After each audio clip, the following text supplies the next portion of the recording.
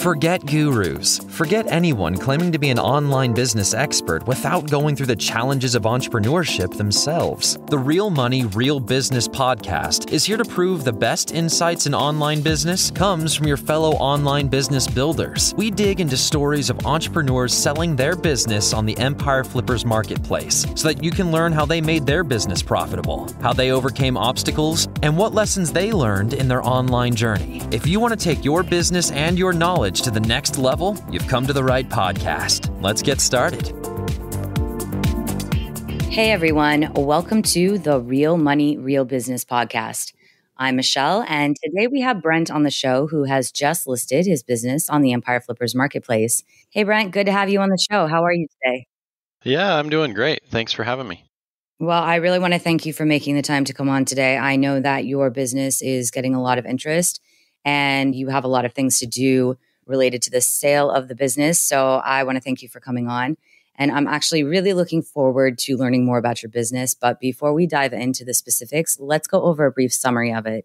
It's an Amazon FBA and e-commerce business in the home and outdoors niches, created in March 2018. The average revenue for the business is $1,330,778 per month, and it makes an average of $360,137 per month in net profit.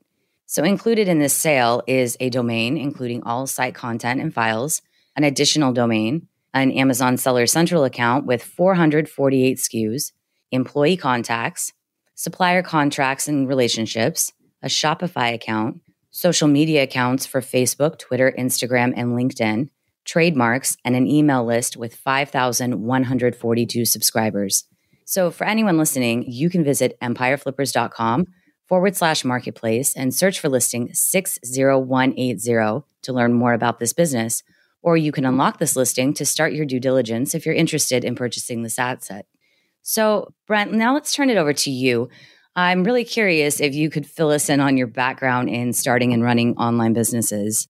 I'd be happy to. So I started my first online business probably 6 or 7 years ago, launched my first private label brand, different niche. Actually started on eBay and Shopify and then was doing FBM before I figured out how to navigate FBA. There wasn't a lot of resources around at that point. So kind of figured out FBA and then I ended up selling that business. It wasn't huge, but had learned a lot and moved towards starting this business about 4 years ago. So that's kind of my history with the online businesses. So what inspired you to start this particular business? You know, I really believed that FBA was scalable. One of my criteria, I wanted something that could grow quickly and grow big without needing more and more time from me. And I also looked for a type of product that had a high recurring purchase, something that people keep needing over and over, good margin and barriers to entry. So I kind of went through and just looked at different opportunities that I was finding through that lens. And this business met all those criteria the best that I could find. So was that a long process for you, like stumbling upon this sort of gold mine as far as niche goes? Yeah, it was. It took quite a while. I mean, it was several years while I was kind of running the other one and I was trying different things and launched quite a few products that totally failed, several containers of stuff that didn't end up selling for a profit. So there was a lot of failure along the way, and it took a lot of work to get this business to where it is. There's a lot of challenges, a lot of failures as well, but overall it met the criteria that I believed was important, and it's where it's at now is pretty successful in my book. Yeah, definitely. And truly in such a short period of time. So you've really only had it for a few years. So it's quite impressive to see what you've built in such a relatively short period of time. So I noticed you're not on eBay anymore, but you do still have the Shopify account. So your business is primarily making money through FBA, but what other income streams do you have associated with this business? Yeah, I don't remember the percentages right off the top of my head, but the vast majority is through FBA. We do sell some heavier products that don't make as much sense to do FBA, so we sell those FBM and then Shopify as well on our own domain. So those are the three income streams, but the vast majority is FBA. And so you had spoken about how you found that FBA was a really scalable model, which I completely agree with. I'm just curious if there was anything else that attracted you to this model specifically versus, going and trying to build out a Shopify store and using multi-channel fulfillment, or expanding to other marketplaces instead. So what was it about FBA that you really thought, oh, this is the avenue I'm going to go? I really believe that our whole culture in America has shifted a lot to more about convenience than even necessarily the price of things. And that's one of the reasons Amazon has been so successful, is because they have their Prime badge that has so much meaning behind it, which means convenience. It means it's going to be here tomorrow, guaranteed, or it's easy to, get another one or do whatever. So that was the other benefit, I guess. It's scalable for me on the logistics side. I didn't need to hire a huge number of employees and build out multiple fulfillment centers and all this stuff to get to the level that I'm at. I could just utilize that. But I was also providing my customers that convenient aspect that I think is also a big key to the success. Yeah, that's an excellent point. I think that it is extremely difficult to beat Amazon as far as convenience goes. Yeah. So, as I said, you've had this business for a few years, but, it's something that you've really built up into a very successful business. So why have you decided to sell it now? That's a good question. And honestly, I'm really torn on selling it. I really believe in it. It's grown a lot, and I think there's a ton of potential for it to continue to grow. Like I said before, it's a lot of recurring customers that come back and buy over and over again as they use my products.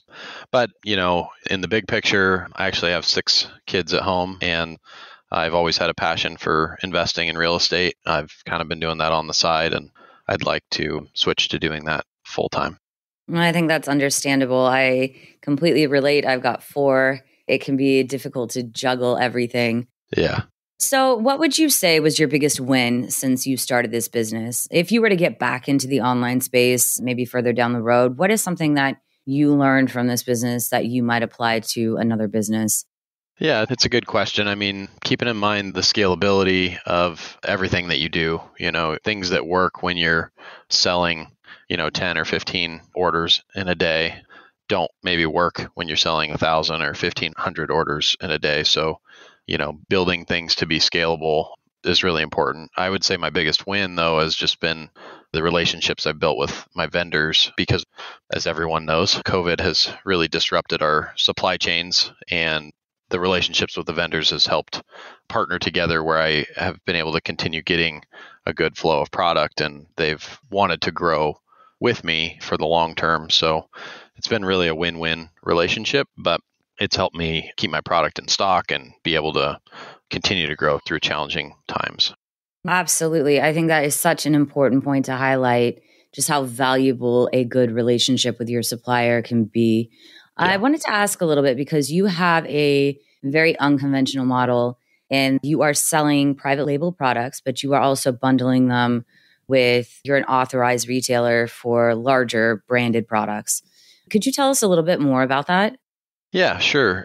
It's a great combination because we get brand registry, we get A+ content and all of those benefits, but we can also kind of leverage a lot of the name recognition of some bigger brands, and we can package things in unique ways that really bring more value to the customer. So it's about, back to the convenience that I said before, we really can add that value to existing well-known brands where it's more convenient for a customer to get everything they need.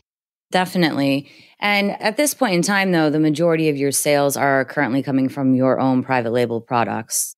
Yep, they are. The vast majority are. And so do you do any product development with your suppliers? Yeah, we do some, and that is definitely an opportunity to grow in the future. It's something that I have been working on and have started for additional actual product development. It has been something that's kind of been put on the back burner a little bit due to all the supply chain challenges that honestly we've been trying to just hang on to what we have started. So it's been hard to focus on adding new products and really developing new ones when there's so much demand for what we have going. No, that's totally understandable, especially with the current situation, as you said. So I'm curious, especially with being an authorized retailer for major brands. How do you differentiate yourself from your competitors? We really build more value in our listings, especially, and help. I think we do a much better job of helping consumers understand the value of our products and the high quality. We definitely target the more mid to higher quality end of our niche and communicate that through our listings. So a lot of our competitors tend to just post the product on there with a picture and not really sell the value, I guess, of what they are. So, and like every Amazon seller should know, lots of pictures, good listing copy, and all of those things as well. But helping people understand the value and the quality that we're selling, I think, is the biggest ways that we stand out. I really like that. And Brian, earlier you were saying that, this has kind of been a long journey for you to get the business to where it's at today. And so what would you say was your biggest setback or challenge? There's been so many over the last 2 years, especially with COVID. Like, it's just been kind of constant problem solving mode, if you will, whether it's transportation or it's supplies but one of the biggest ones last year is our storage capacity in Amazon. We were growing so fast, and we are somewhat seasonal business. And I had to shift a lot of fulfillment to FBM last year because I couldn't get enough product into Amazon with the storage limitations that they had. So the sales went back to that less scalable side of the business, and it was a little painful on getting orders shipped on time. And I utilized 3PLs, but I was sending them a lot more order volume than we had ever sent them before, like 10 times as much. And there was a lot of pain points in there. So we forged through it, but I ended up having a fantastic May last year, and then started running out of inventory and not being able to fulfill products. So kind of the rest of the summer last year was significantly impacted by those challenges. But I believe we have that fixed and really positive going into this summer. That's excellent. So, we were talking about listings and, how you're differentiating yourself from your competitors through your listings. And I'm just curious, how are people finding your products? Are you using PPC or listings description SEO to drive traffic? Yes, both of those. Obviously PPC is what drives it in the beginning, and then we don't ever stop PPC. We continue to run PPC campaigns, but our ACoS will drop significantly as reviews and kind of the traction gains on new products that we launch. But we also include different marketing materials in the packages that are actually useful, so customers keep those around. And we see a big uptick in searching our brand names on Amazon. I guess more of that marketing material gets out there. That's great. So who's handling your PPC campaigns and your SEO work for your listings? We do that in-house. So I have an employee that is really good at that. Excellent. And do you feel like your PPC is optimized right now? It's never ending, but it's definitely within the budget of where my target is. And we optimize it on a weekly basis. We're tweaking and adjusting. But yeah, I'm pretty proud of where it's at right now. Well, that's a fair point about it being never ending. And you mentioned that you have, your marketing materials in your packaging. Are you doing anything else in terms of marketing? No, listing optimization, PPC, and the inserts right now. So there's also a big opportunity there for, somebody to do email blast. We have a kind of a start on an email list, but social media marketing, and I haven't touched any of that. So I think there's opportunity to improve that. Well, I'm glad that you brought up opportunities because I did want to ask you about that. So aside from these marketing efforts, what else do you see as the major opportunities for growth for this business? One thing is the subscribe and save. I think, I kind of kick myself for not figuring out how to get that enabled, but I'm really struggling getting Amazon to enable that on our listings for some reason. And there is a high percentage of recurring purchases that I think it's just perfect for subscribe and save to get that more consistent income. But there's also a lot of other products in this niche that you could do the same strategy that I've started with and continue to build out the product line. And then, lastly would be the product development. I would walk a buyer through everything that I have started on a new private label products that are in, get them connected with all those right people. And there's a ton of opportunity to keep growing it. And if we could shift focus just for a second to your inventory, would you be able to walk us through what your supply chain looks like right now?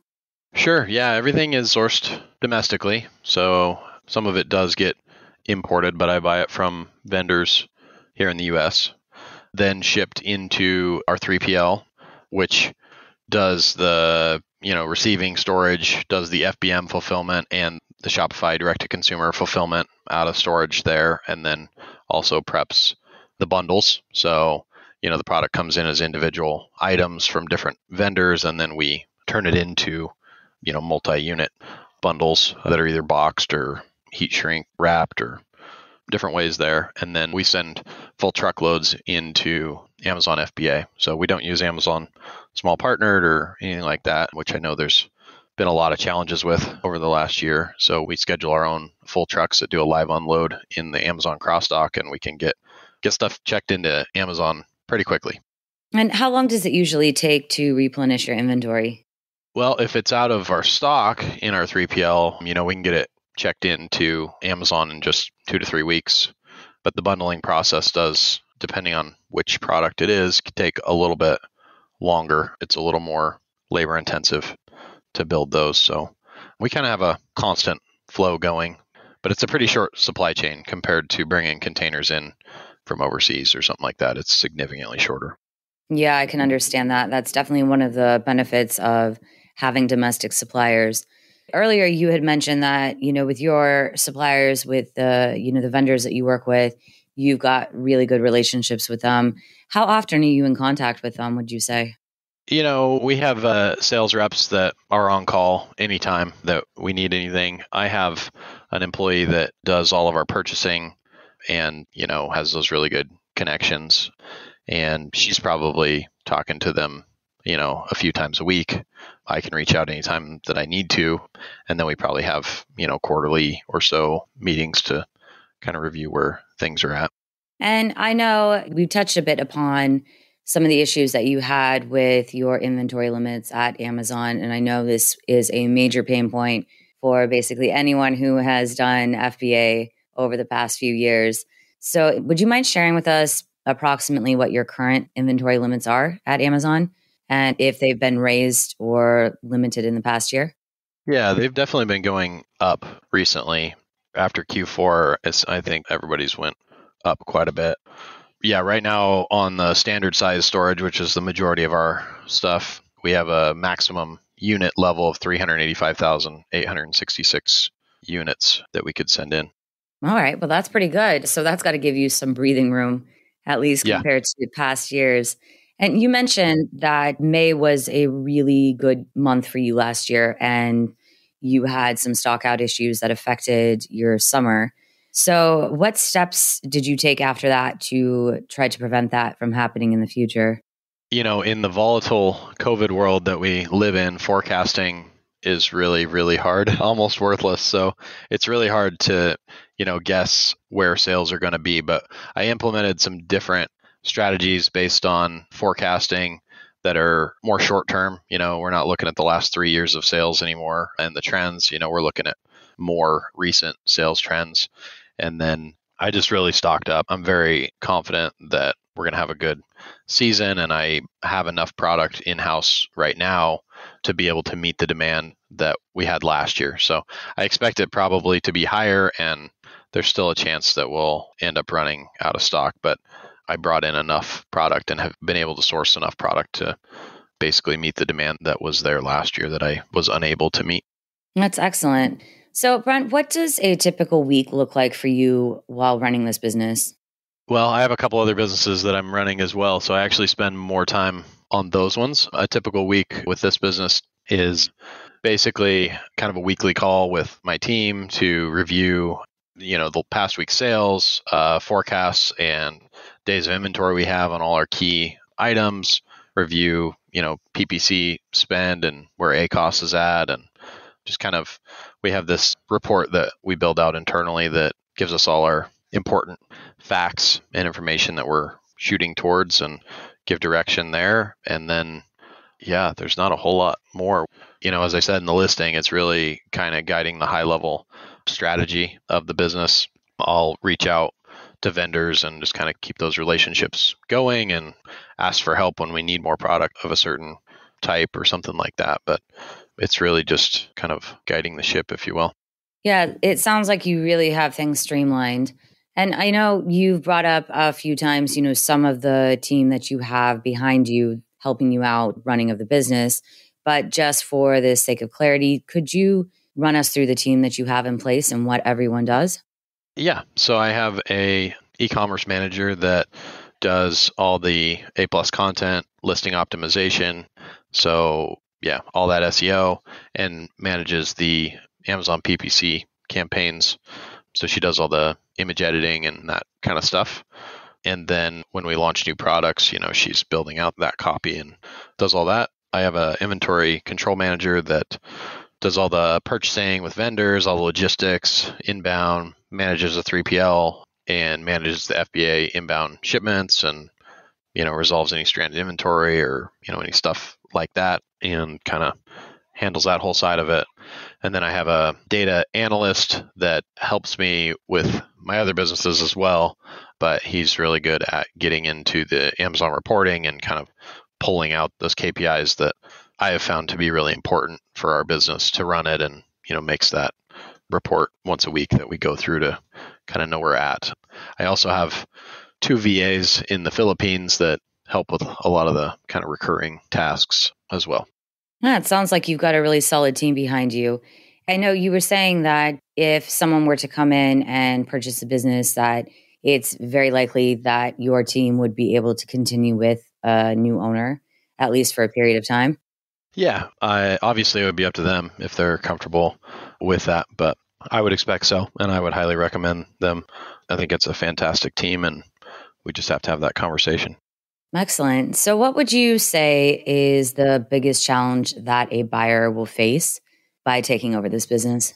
Yeah, I would say the biggest challenge is, also one of its biggest assets, and it's kind of the barriers to entry for others to jump in and do this. But it is, like you said earlier, kind of a unique strategy on how I've gone to market and how I've partnered with some bigger brands and things. So I would definitely facilitate like helping transition those relationships and making sure a buyer was successful. But the biggest challenge is going to be them getting into this industry and kind of understanding the overall strategy and how to be able to continue to replicate the success.